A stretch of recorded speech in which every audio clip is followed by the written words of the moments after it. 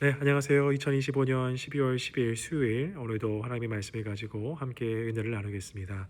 오늘 말씀의 본문은 시편 말씀이고요. 139편 13절부터 24절까지의 말씀을 함께 보겠습니다. 사랑하는 여러분, 여러분은 혹시 이 땅 가운데에 태어난 목적에 대해서, 그리고 여러분이 지금 살아가는 이유에 대해서 분명한 그 무엇을 가지고 계신가요? 아니면 내가 이 땅 가운데 태어난 것은 그저 우연의 산물이고 또 부모의 사랑의 그저 결정체, 그 정도로서만 생각하시고 그저 아무런 목적과 또 아무런 이유를 발견하지 못한 채 그저 주어진 삶을 살아가고 계신가요? 앞에서 얘기한, 즉 자신이 이 땅 가운데 온 목적과 살아가는 이유를 아는 사람과 또 그렇지 못한 사람의 삶의 차이는 굉장할 것입니다. 삶의 비전부터 다를 것이고 삶을 대하는 자세와 태도도 다를 것이죠. 사랑하는 여러분, 오늘 본문 속에 보니까 시인, 즉 다윗이 고백을 하는데, 그가 무엇이를 고백하냐면, 자신의 모 어머니죠. 자신의 어떤 그 어머니의 뱃속, 모태라고 하죠. 그 모태에서부터 하나님께서 하나하나 지으셨다라고 말하면서 그를 만드신 분이 하나님이시요, 또 하나님께서 그를 만드신 이유가 있음을 동시에 고백하고 있는 모습을 우리가 볼 수가 있습니다. 즉 하나님께서 어떤 분명한 목적과 이유를 가지고 그를 만드셨음을 그는 깨달았고 이 시로 고백하고 있는 것이지요. 그러면서 참 감사하고 놀라움을 이 시를 통해서 표현하고 있습니다. 하나님께서 그 모든 것을 나를 잘 아시고 또 나를 지으신 것은 하나님의 역사, 하나님의 일하심, 하나님의 영광을 위해서 또한 지으셨음에 대해서 지금 고백하고 있는 것입니다. 사랑하는 여러분, 우리가 이것을 안다고 한다면 얼마나 우리의 삶이 달라질 수 있을까요? 우리는 우리의 삶에 대해서, 특별히 미래와 내일에 대해서 생각하면서 때로는 암담하고 때로는 어두운 어떤 모습을 가지고 살아갑니다. 우리가 미래에 대해서 확신할 수 없기 때문에, 우리의 미래가 불투명하기 때문에 그러는 것은 어찌 보면 당연합니다.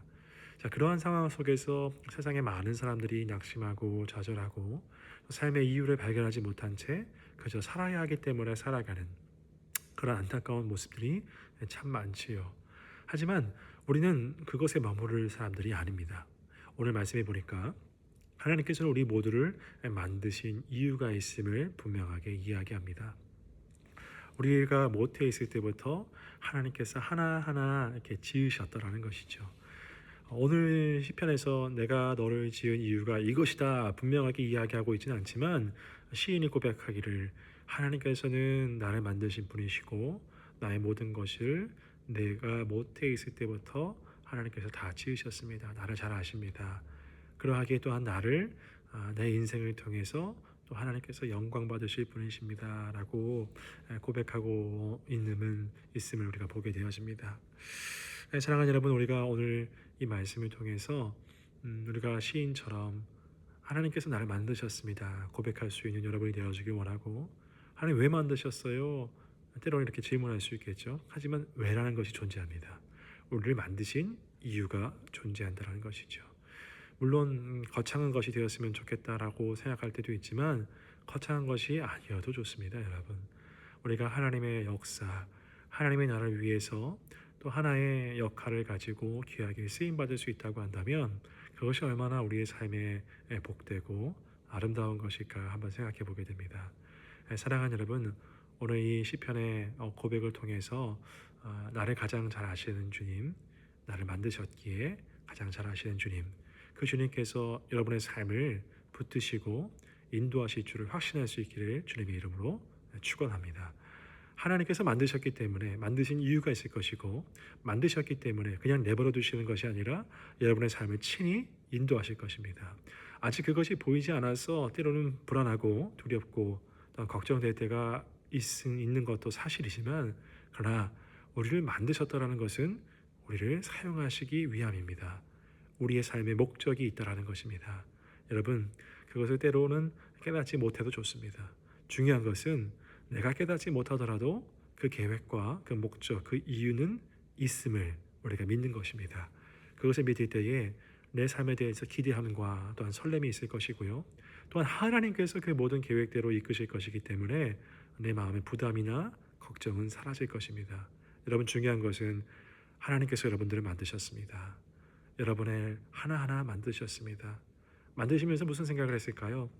내가 너를 통하여 이런 일들을 이루기를 원한다. 잘 커다오. 내가 너를 사용하겠다.